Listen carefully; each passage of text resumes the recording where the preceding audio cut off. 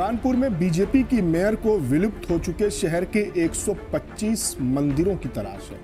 वो शहर के अलग अलग मुस्लिम इलाकों में जाकर मंदिरों को खोज रही हैं। मेयर प्रमिला पांडे सर पर हेलमेट पहने और साथ में पुलिस अफसरों को लिए मुस्लिम इलाकों का दौरा कर रही हैं।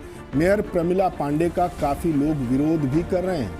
मुस्लिम धर्मगुरुओं ने उनसे ऐसा न करने की अपील की है और कहा है कि ऐसा करने से माहौल खराब होगा। धर्मगुरुओं ने पुलिस से गुहार लगाई है कि मेयर के इस तलाशी अभियान को रोका जाए, लेकिन बीजेपी मेयर प्रमिला पांडे ने ठाना हुआ है कि सारे काम बाद में पहले मंदिरों को तलाशा जाए। मेयर साहिबा की मेहनत रंग भी लाई है। उन्होंने एक मंदिर ढूंढ भी निकाला है। उन्होंने टॉर्च के जरिए मंदिर के अंदर का जायजा लिया और बाहर निकलकर मीडिया से कहा कि मूर्तियां खंडित हैं, इस मंदिर की साफ सफाई कराई जाएगी और बाहर गेट लगवाया जाएगा। उन्होंने कहा कि वो किसी को ठेस नहीं पहुंचाना चाहती।